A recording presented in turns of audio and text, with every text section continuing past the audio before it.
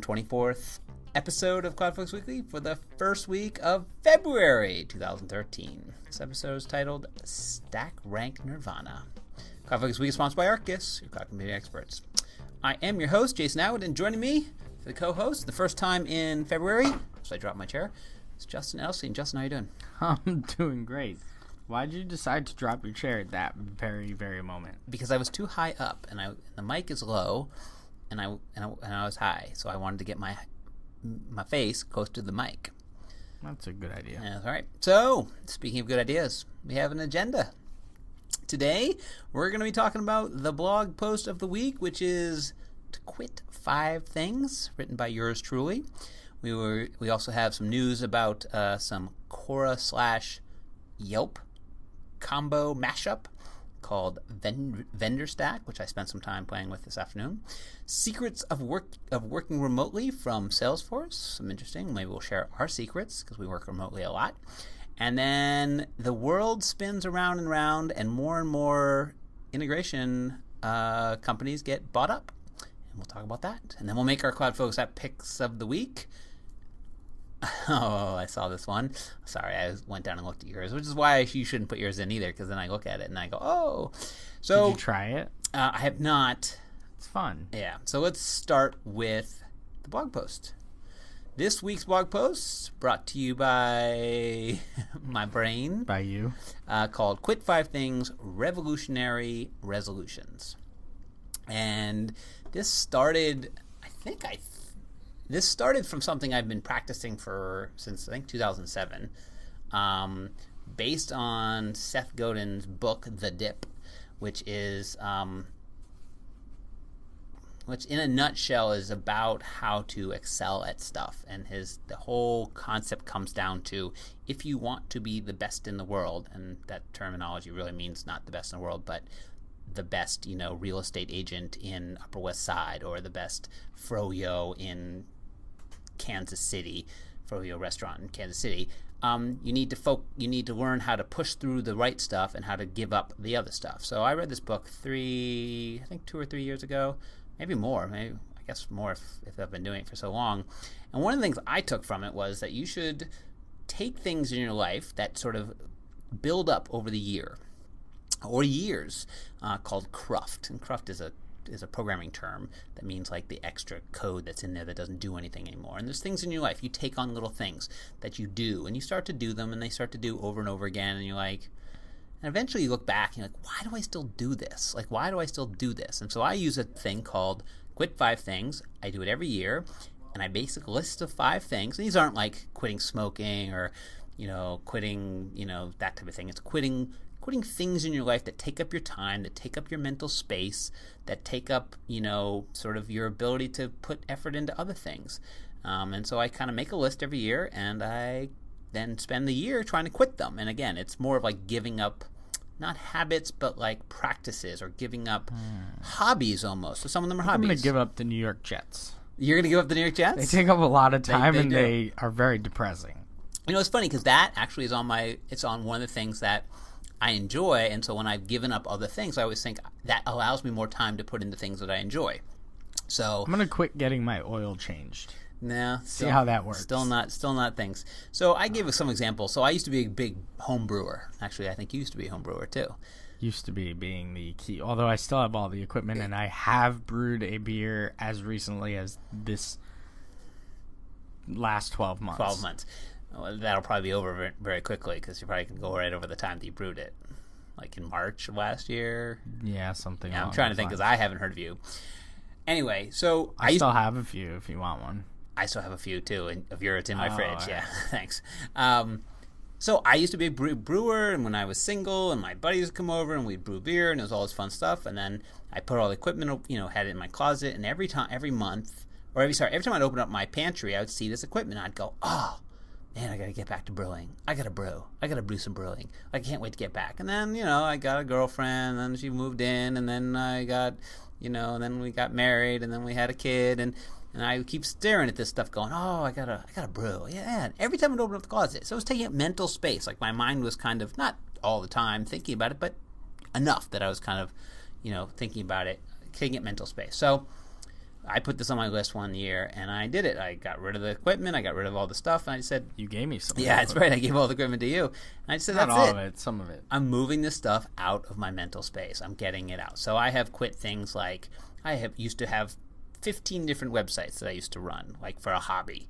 I've slowly over the years quit many of them, and this year I'm quitting another back to 2 that I used to do. I used to collect coasters. You know, like you do things in like college where you start collecting like coasters or shot glasses, and then you realize after like 10 years, like, why am I still collecting shot glasses? I used to collect absolute ads. There you go. Yes, I so don't did do my that wife. anymore. Yeah, and so, but sometimes you leave around the cruft of that stuff, like still sitting in a big pile, and it calls to you saying, why don't you collect this anymore? Come on, why don't you sort me? Why don't you turn me into frames? Why don't you put me on the wall? And you have to go, am I going to do anything with this, or am I going to just get rid of it and quit it? So that's the quit 5 things. Go read it on blog.arkusinc.com. Do it. Quit. You quit a bunch of stuff. Don't quit CloudFocus Weekly. No. If this is, hey, one of the years it was Google Reader feeds. I had to go in and pare down. I had hundreds and hundreds of feeds, and I went one year and I just went get it down to something that's manageable. Because every time you log in, there's like literally 400 million. Do you know the last time I looked at my Google Reader? It must have been a year and a half ago. I don't use it at all anymore. I still use it. Never. I still use it because I like it for certain topics. It's very good. I just follow Facebook pages and Twitter feeds. Ugh. Still not as good as Google Reader. But, all right. So I will say, as a side note, I've become a big fan of Seth Godin. I don't even know how to pronounce his name. He has written a bunch of books. In fact, I'm just starting a new book of his. But if you're interested, if you're an entrepreneur in the entrepreneurial world, talking to you, CC, go listen to his podcast series called Startup School. It's a series of 13 different podcasts, about 25 minutes each. They're taken from a 3-day seminar he held. It's not going to grow anymore. Really, really good. In fact, one of them is called The Dip. So if you want to get like a little him doing a 30-minute on his book without having to read the book, although the book audio is only like an hour and a half, so it's not that much more. So anyway, great stuff. Give it a shot. I didn't ask you what you thought. You're kind of giving me a blank face. What You're I gonna thought quit of me? Quitting 5 things? Yeah, my blog post. I like the blog post. I don't know if I'm going to do it or not. Quit reading the blog. It would actually take me time to think of the 5 things that I wanted to quit. Yeah. So it would like take me some time, and I don't know if you don't have the time to think about the things I want to quit. So what I did is at the end I said how I do it, and I basically have an Evernote thing, and I don't do it all at once. I just think out throughout the year. So I'll be doing something, and I'll be around my house, and I'll have a collection of something, and I'll go like matchbooks. Like I used to have like hundreds of matchbooks from all these bars. Like at one point, it's like, why do I do this? Why do I collect matchbooks? Like stop. You're not in college anymore. Get rid of your matchbooks and move on, and put your time and effort to something else. All right. Speaking of time and effort, next up is vendor stack. So this is a blog post that are sort of a off on the tangent for us, but this is on TechCrunch yesterday. It's called Vendor Stack launches a service like Yelp and Quora, which anytime you say Yelp and Quora are the same to me, I'm like, ooh, I'm interested. But for enterprise vendors. And so you say, what is this? Well, I went in and played with it today, and it basically is a way for you to as an organization and as a vendor, you can go say what you use and who uses what vendors. So you can look at like a company and see what vendors they use and then ask questions about it and or rank them or rate them. So as Arkus, I'm like, well, we better be in there because we are a vendor and people might use us, and I want to make sure that our information is correct. So I added us in there. So vendorstack.com/companies/Arkus. There we go. Claiming that namespace.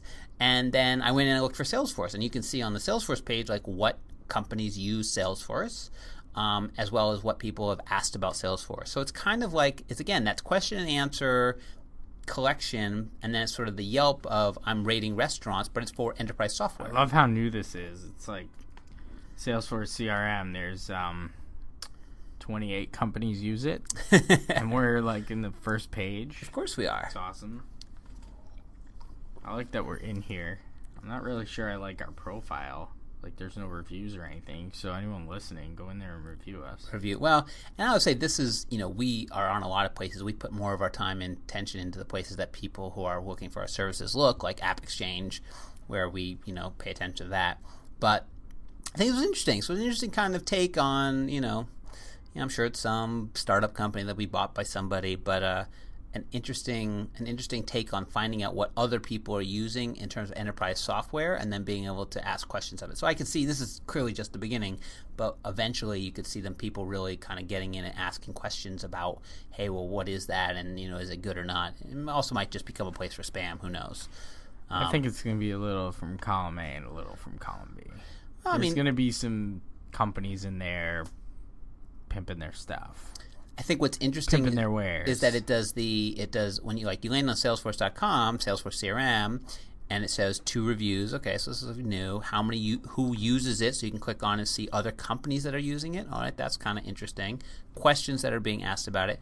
But again, if you were going to look for Salesforce and see what other companies use, you could go down and say, show me companies that are my size, 200 to 500, who are using Salesforce, and then you could maybe ask questions of them, or see if they reviewed it, as well as see other, like there's a similar vendors. So it's kind of showing you, if you're looking at Salesforce, are you also looking at Zoho, Genius, Radius, or whatever? So kind of giving you a little bit of, comparison to other things you might want to be looking at. Article, it said it was going to do some scraping stuff to pull in people who use like Salesforce. So I imagine they try and scrape their client profile pages, maybe.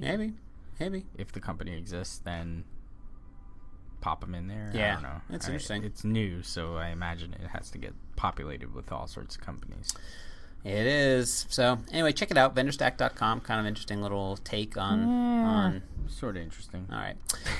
Speaking of sort of interesting things, Justin is at his top of his game right now, baby. Oh man, I'm at the bottom. He is rocking bottom of it. The barrel. It is late. 124 is going to go down as the greatest Justin Edelstein podcast ever. Can't wait for 1,234. That's right. So next up is actually, we don't talk about Salesforce blog posts very often, but this one piqued my interest, which is called How to Be Great at Working Remotely. It's on blogs.salesforce.com. They give basically three tips on what what it is to work from home, and I thought they talked about dialing up your phone skills, right? They talked about leveraging enterprise social network. I wonder what that is. What's that? What I don't know. And then I imagine they mentioned Chatter a few times. Oh, just a few. Yeah, and then visit HQ often and face in the place. So pop in. We're pretty remote. We've actually been talking about this subject a lot, which is what's our sort of office culture, and do people like to work here or not? And we kind of a mix. So some people like to come in every day and they like going to the office. That's like their thing. I like to go to the office. I like to get up. I like to go to the gym, go to the office. I like to get lunch. And there's others who, while they live 5 minutes away, come in, once a week maybe. Right. And so this is a little different, I think, than like it's talking to a different type of employee of a different type of company. Like it's talking to an employee of like a big company that works remotely and works mostly with other people at their own company on things. Like we don't do a lot of work with each other. We do a lot of work with our clients remotely. So I think this article is talking a lot about working internally at Salesforce with other Salesforce employees, but working remotely. But a little different. But any job you do, you always have to work both a mix of people who are, I don't know if it's any different, like working with other people, and we do work with each other. I can't leverage my enterprise social network to talk to my 13 clients that I'm working on projects with. Well, you can. You do, actually. You probably are in their orgs and use Chatter as a way to communicate with them. Yeah, no, not so much. Yeah, okay. I mean, no, I just think this is talking about a little bit of a different working culture than ours. But you leverage your enterprise social network to communicate internally to Arkus. Internally to Arkus, sure. Right, which is exactly what they're talking about. Well, while I'm not disregarding anything that this is saying. I think there's some very good points. Like the first one talks about the phone skills. It's the best part of this blog post. Yeah, I think one of the best things is the third bullet point the identify yourself. Yeah. I always make a habit before, if there's a long conversation going on the phone and you haven't said something in about 10 minutes or 12 minutes or and you're asking 20 yourself minutes. why you're on the call. You're asking yourself why you're on the call, but then you want to say something. Right. This is Justin, right? And then hey, this is Justin, and then you say, so that people know who it is. Because oftentimes you'll be on a call with like 10 people and people will just start talking. You have no idea who they are. And that doesn't help. Yeah, no. If 9 people are sitting in a conference room and you're sitting on the phone and they're just talking, you don't know who they are. So it really helps to identify yourself on the phone. I think that's actually the best tip in this entire blog post. I think the thing that they don't talk about is really, I find, is when I'm on, and I do tons and tons of conference calls all the time with people all over the country, and again, have had clients that I've worked with for over a year and a half without even meeting them successfully. I really think that, way to build relationship is not to treat is to treat conference calls kind of like meetings, or kind of like person-to-person meetings, which is, I feel like people get on conference calls and they kind of lose their humor and lose their personality. And so I like to bring my personality and who I am and what I'm doing and humor into the conversation, so it's more like having the person in the room. So when you meet somebody and you're standing around, and before you do the chit-chat, okay, weather, whatever. But if you know the person, ask about their weekend, how's it going, When they ask you, don't just say it was fine. I give details. I'll say, oh, yeah, well, I did this, or, the kid and I went out sledding, or, my dog was, crazy, or, and here he is right next to me or something. Like, I don't hide the fact of where I'm working from. I think a lot of people are like, they're ashamed of their working from home. There's no shame in working from home. Like, work is work. You can work from wherever you want to work. No shame. No shame in that game. No, I mean, if it's, if there's someone's having a party in the background, it's sort of, if it's annoying the other people on the call, then it's different. Yeah, I've had that happen to me once. It was a little embarrassing, where I don't even think it was me. It was the person who I live with. Do you think you refer to her as the little lady at some time? Yeah, well, I didn't want to throw her under the bus. I think you referred to her as something different today. I didn't want to throw her under the bus. Keep that off the air, yeah. But she very nicely ran the dishwasher. Because she was like, oh, it's time to run the dishwasher. Dishes are dirty. And then she left for the day. But I'm sitting there working from home, like literally just about to get on a call. 10 to 15 feet from the dishwasher. Yeah. And it's like, I get in the call and someone's like, is someone doing dishes? Like, dishes or construction or something? And I'm like, oh, I'm so sorry. My dishwasher's running. You didn't know how to stop it? I didn't care to. It was in the middle of washing the dishes. Really? Yeah, that's embarrassing. That's worse. Well, I was on mute, and then when I had to talk, I came off mute. And then I'm very, that's another thing, like being polite about, muting myself or whatever. Especially if you're not the main person. I will say, if you are going to work from a remote place, having a place to work, you should not be working from a place that is full of noise or other people are going to, I have a den at home. I close my door. If I know people are going to come into the house, I'll even take the dog and move him out of the den, because when someone else comes in the house, he wants to go see them, and so he'll be at the door. If he's trapped in the den with me, he'll be pissed, and he'll be like at the door going, rah, rah, rah, rah. So I've seen that. Yeah, so it's I've been on the other end of the door, being the person that he wants to talk to. But again, I think it's it's definitely about just being yourself. It says identify yourself. The other thing I would say is, and this is something we try to do at Arkus, but is phone etiquette begins and ends with promptness. If you're the person starting the meeting, that meeting should be started before the clock hits those 00s. Always be early if you're the person who owns the meeting, right? Because it's people's time. So we try to say, if it's an 11 o'clock meeting and you're the one who's starting it, you should be on by 11:50 or 10:55, so people can Unless join. You're back to back. Yeah, even back to back. What another talent is? Learning how to end a meeting. Learning how to get out of a meeting when there's 10 minutes left. I have a hard stop. I just hard stop in 5. Right. Because I got to get on to another meeting. That's the line. Right. It's not I've got to get off in 10 or at 12:01 I got to get off. It's in 5 minutes I got to go, because I got to stop, capture my notes, start up new notes for this next one, dial in, and know that you can dial in too. It's like if you've never dialed into that system before, give it a couple minutes in advance, because sometimes it's like it's a bad system. It's a new screen sharing. Like right. You don't go into the Adobe one when it needs to download something or whatever. All right. And then last up in our stories is actually a little news about some acquisitions from a company that we actually work with more than a few times. Actian.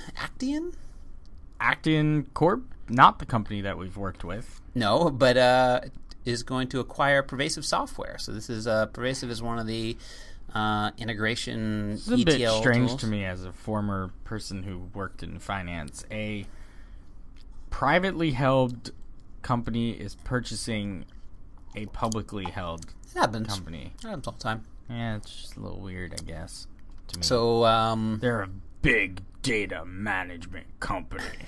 yeah. Big data. That's what I think of when I see big data. It's Big like, data. Big data. So they're backed by private equity Garnet and Hellfitch Capital, builds apps for big data management through the cloud development platform. It also owns its own databases that help analyze big data faster. So, I mean, it makes sense. I mean, Pervasive has been moving into, or as any data vendor now, it's like, well, it's like anything. You have to get into big data. But interesting along the lines of all the ones we've seen snatched up, including Boomi, Cast Iron, and now Pervasive. The only ones out there now are Jitterbit, and that we talk about a lot. Jitterbit, Talent, and Informatica. And I have an issue. Did they get bought by someone? No. Don't know. Yeah. Don't They actually came up on a call. Don't hear about them very often. Came up on a call the other day, and I was like, really? That's been a while. Who asked about them? Someone who worked at one of the companies that we used to work at. Oh, he asked the about only person that's Ab ever Initio. used to have an issue, yeah. I don't even see them at the Dreamforce. No. I was going through... If you work at Have an Issue, you gotta tell us you're still alive. It's funny, I was going through my desk drawers here, trying to like throw some stuff out, and I found... Quitting 5 things? No. I found a stack of business cards, like a legit big-time stack of them. Yes. And one of them was an Ab Initio card. Yeah. It was actually really nice. It was like a thick card stock. Yes. I was like thinking about I was like Patrick Bateman. I was looking at a card and I'm like, ooh, that's a nice card. Yeah. The thicker the card, the faster they went out of business. Yeah. That's what I say. Meh. Best podcast ever. All right. Anything else to say about Pervasive being acquired? I mean, I don't think it's it'll just change news. You know, I don't think it'll change much in terms of Pervasive's actual offering. It is interesting that I think you were going down this path, that they were bought by a big data company and not a hardware vendor or someone trying to make their way into cloud computing, right? And needed an integration tool to fill a gap in their strategy. Like a services company that needed something to... Like Dell bought Boomi to fill a gap in their cloud integration, and IBM with Cast Iron, same deal. This one's a little bit different, but I guess Pervasive had a little bit more of a focus on big data. So, yeah, maybe that was all marketing spin when they knew they were being courted by a big data company. It was like, ooh, we're in big data. I mean, as a company that we work with, more often than not, it's interesting that you always wonder, oh, is that going to change what they do? Is that going to change their product strategy? Are they going to be better at something or worse at something? So there's always that kind of worry. But, it seems like this is just a straight up, listen, they're going to stay what they are. They're going to stay where they are, but they're going to be a part of this overall strategy. And as we always say, nothing's going to happen this year. It'll be 2 years, 3 years. Oh, yeah. Side note, actually, talking about, I'm going to do a little rat hole. So I've been trying to evaluate. Left turn. I've been trying to evaluate work.com. Oh, yeah. And didn't you send me something today? You did something. Yeah, because I got it. I got my trial reenacted. What did you do to me? You did something. I gave you a star or something. You thanked me. But this is not part of the story. Oh. The story is that #Arkus. Just like Radiant 6 and our troubles and tribulations, I'm going to put this out into the universe. Almost tweeted it, but I felt like maybe I shouldn't tweet it. So I better just say it on the podcast. Say it on the podcast. Because I can say more than 140 characters. More people listen to this I don't know. see your tweets, I think. Yeah, probably. I will say... It's actually a true statement. Here's my thing. Salesforce. When you buy a company, please, before you turn into a big marketing mix, before you do logos and come up with slide decks and rebrands, think about how that company actually works within your ecosystem of your company. For example, I went to try to get into a trial to sign up for work.com to try a trial. I signed up, said send me my username, send me my password, and it didn't. I went back the next day and I went, what happened? So I tried to go in and I logged in, remembering that I had a trial from before. It says your trial has expired. I'm like, oh, that's a bummer. Bummer. So I email off. Can I please get my trial extended another 14 days? Because you guys have new products now, right? It now integrates with Salesforce. I get it back. No, we don't extend trials. It's like, okay, so I can't access this thing. I can't see this new feature you have, and you don't extend trials. And then the person said, well, actually, we don't even... That feature you can't even try it. You have to purchase it in order to see the feature. I was like, that doesn't seem like a good thing either. The integration with Salesforce. Oh. You can't see it unless you buy it. Really? Yeah. So you can only try work.com. Yeah. You can't try work.com plus Salesforce.com. Yeah. So then I said, Salesforce, yeah. we've banged on you a few times for this. Come on. Yeah. And then I said, well, what about, I'm a partner. I'm evaluating this for myself, but I'm also evaluating for other clients. Didn't seem to go anywhere. Eventually... It looks like you got in because you thanked me for something. Yeah, well, by banging my foot a little bit on the ground and saying this is, not the way I expect to be treated as a Salesforce partner, I got a ticket to open it up, which took 2 seconds. But again, it's like, don't have an offering that you can't show the product or try it.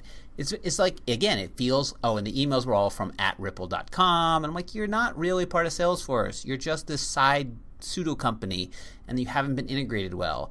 And so it just makes me, just what you're doing, shaking your head and going, I'm just shaking my head. This was silly. not 6 months ago, or it wasn't last month. This is over a year ago they bought Ripple, right? At least? Yeah, about a year ago. How long does it take? No, actually, I can tell you it's more than a year ago, because the day that they bought it, or the day before they bought it, you and I went somewhere.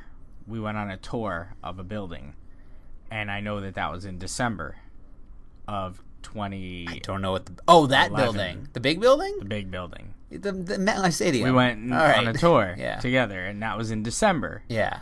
Because it was a holiday gift for you. Yes. And they don't do them beyond a certain date. So it was Okay. like towards the end of December. They had just bought Ripple. So we Oh. were talking about it at that moment. So it's it's a year and 2 months or so. So here's the point. I just wish that they would spend a little bit more time. It doesn't take a lot to change people's email addresses, to get them incorporated, to get the partner program, so it's a little bit better. Like the same stuff we saw with Radiant 6. It's this totally separate company. It has nothing to do with Salesforce, because anybody you can talk to. I'll tell you my interactions with the people at data.com. Same thing. They act differently. They have a different sales cycle. They don't act like Salesforce people and Salesforce AEs. You cannot get the trials and stuff like that. They do not give you the same access. That was like all these companies were, and I don't really think of Ripple and like do.com as like real companies. If it integrates with Salesforce as something they put up on the main stage, it's a real company. No. Before they bought them. Oh, okay. Ripple, Do, I think of them as like little, HTML5, Google App Engine applications that were interesting to Salesforce because of the technology mix that they used to build them. Okay. And some of the things that they were doing. Data.com was a real deal. That was Jigsaw. That was a real company. That was a real product, had already integrated with Salesforce, had booths on the expo floor for years, right? Yeah. That was a real deal company. So I think the people at Ripple and do.com were like, what? No, Real well, deal? I think they might agree. Maybe. Sorry to say. I mean, they had these, do.com was like a spreadsheet on steroids on Google Docs. Okay. Or on Google Apps, whatever. But I feel like Jigsaw, that's moving like a company with a culture and a product in. I feel like that should be easier, just for some reason. A smaller company should be easier, or a bigger company should be easier? I feel like the more established product like Jigsaw would be easier to move into the Salesforce ecosystem for some reason. Really? I feel like... Really, because they're I feel like Do and Ripple aren't accustomed to or used to being big time. Whereas Jigsaw, I feel, was already there. Then you sweep in, you give everybody new email addresses, you give the salespeople a week of training. By the way, is the salesperson that you were going back and forth with, was it at salesforce.com or was it at work.com email address? It was an at salesforce.com that when they replied, it was at Ripple. Oh, that's weird. Yeah. That's a little odd. It's not right. Like, it just makes it feel... No, that and isn't right. And from a client perspective, it feels very separate, right? So your Salesforce, your salesforcework.com, right? But nothing works and feels like what Salesforce does, which is I can see products, I can have a trial, I can get my trial extended very easily, I can look at stuff, I can try everything out, I can play with things, I get full access so I can evaluate something before I want to buy it. This was like, put down your credit card and buy it, and then if you don't like it, well, then you're stuck for a year of this product. Like, really? I said I would put down my credit card and pay the whatever per person per month for a month just to try it. Fine, I'll pilot it for a month. But you can't buy it for a month. Can't buy it for a month. Gotta give them a whole year. So it's like, yeah, that's not the way it should be. So anyway, that's my rat hole, and I'm out. What's your pick of the week? Oh, all right. What are the picks? I'm always interested when Evernote does something new or different or interesting. I think half of your picks last year were companies that Evernote picked. I love Evernote. So I've tried a few of these, and this is going to be the newest one that I've tried, and I've tried it already. It's kind of neat. It's called Penultimate. They bought them. Yep. It's a handwriting application for the iPad. Mm-hmm. So it's like a note-taking app, but you draw or write. And Yes. I've recently gotten some pens that have like the little Nubbins. nub on the end of it to Yep. make it a little easier Yep. to write and draw and things. And it's you log in with your Evernote account, and it's then boom automatically integrated. So any note that you start taking, and it's not a note, it's actually like a notebook. So you create notebooks. Yeah, kind of like and paper. Then, yeah, kind of like that. And then you have different pages in the notebook where No, I mean paper the app, not paper. No, I know. I know what you're talking about. And then you have different pages of, it's kind of like grid paper. Yeah. And you can draw on it using different colors. You can erase, So what does it do that's cool? Cut and paste. Well, it's integrated into Evernote. So that's kind of the cool part. It doesn't do like handwriting recognition, turn it into something? No, it totally does. You could search through it. No, but I mean, if I write dog, will it turn it into dog? What? Will it OCR it? If I write the word dog using Yeah. hand, and then it gets OCR'd into dog, Yeah. so I can search for dog. Yes. Okay, that's cool. It inherits all those cool Evernote features. Okay, so it just takes a And picture then of it it, throws shows it in it, Evernote. and then it shows it. It shows up in your Evernote notebooks. And then from Evernote, how do you edit it from there, or is it kind of captured forever? It's kind of captured. It's only on the iPad. Okay. So you can only edit and do things on the iPad. Like I just took it out. I just took my phone out just to look. I don't know where it is at this point. But I can like the show rest you of one this of my podcast, cool yeah. notes. No. That I was playing around with. I was watching something. I was like, I'm just gonna test this. So I was watching like a Nick game or something, and I was just jotting down like little notes about my thoughts on what the Knicks should do. On the Knicks should do. Nice. Yeah. You gotta share those with the world. Well, I mean, I don't want to put it into production mode. I want to make sure it works first. So I'm taking notes on Nick games. I have at drawing least little pictures. I'm taking drawing class, so I was drawing things using it. I was drawing cylinders and cubes. You have to try Art Studio, which is like the best. Well, I've tried other ones of these, like Adobe Ideas, which I didn't really like. Yeah, but there's a kind of a difference. There's some things that are like, there's like 3 different apps in this space. There's like note-taking apps. It's kind of like just jot down anything. Then there's like capturing like physical things like OmniGraffle, like I want to build diagrams and stuff. Then there's like drawing apps where I have shades and layers, and I get really into that sort of stuff. This is definitely more of a take notes. Yeah. With the ability to draw things. Right. Okay. Because it has colors and drawing. It doesn't have like all the complicated layers and shadings and all that other stuff, but it does have the ability to draw things inside the notes. I must say I have tried 100 of these. Yeah, it was more of a trial thing. And free is and good. It's free. So I'm just letting the cat out of the bag. It's there. Try it. If you like it, you like it. If you don't, you don't. I don't know. I mean, I'm still in beta mode here. Oh, okay. Maybe alpha. I think we have to shut you down off this I'm podcast. at 0.01. This is the greatest podcast Oh, ever. man. I'm going to play this back for you next week.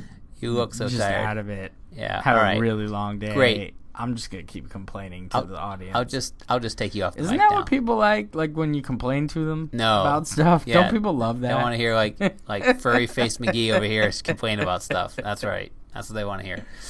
All right. Well, Penultimate. Evernote. free Evernote. iPad only. iPad only. Do it now. All right. But you can see them on the iPhone. So I have a little pick, tiny little pick.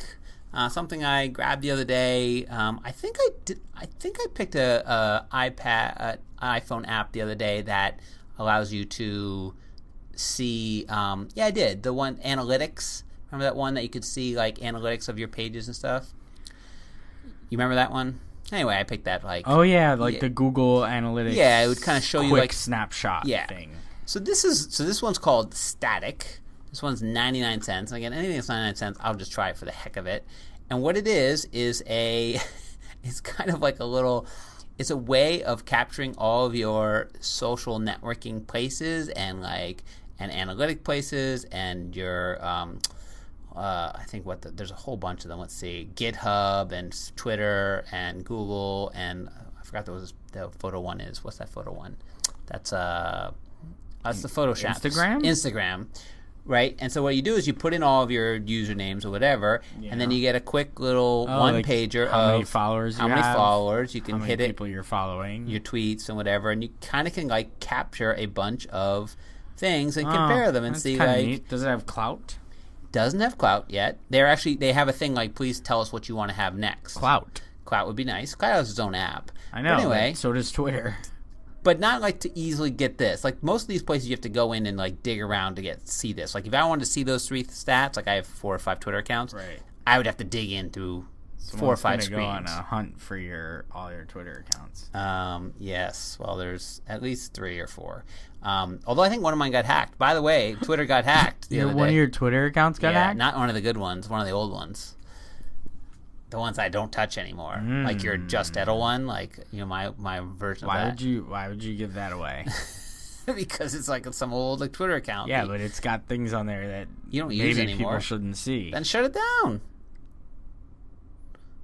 No, it's there for posterity, but no one should know about it. Well, why'd you tell people about it? Go to Minds, Buonasli. It has stuff you should totally see. People don't know how to spell Buonasli. Exactly.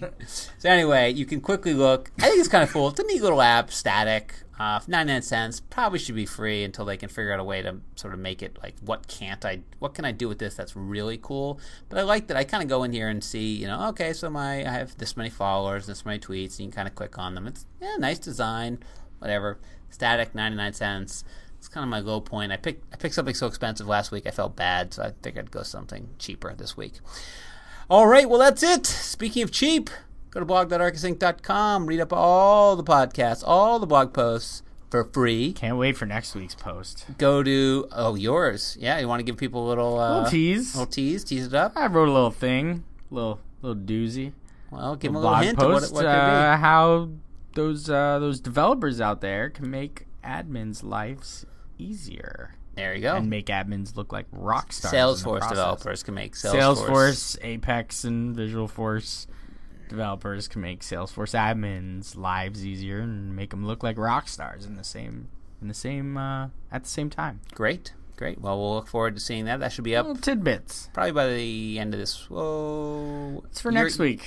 It's for next week. Yeah, just we can publish it this week. I've been, You've been getting things done. I got time to write it, so Yeah, nice. Might as well write it. So that'll be up on blog.arkusinc.com. Go to iTunes and subscribe to CloudFocus Weekly. Leave a review there. Review us. We're on the Facebook. We're on the Twitter. Go to Vendor Stack and review us.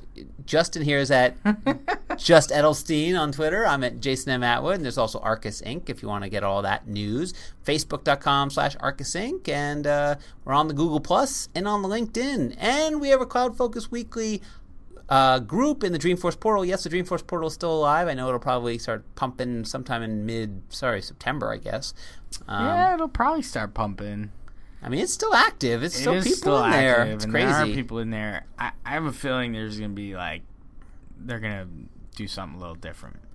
Really?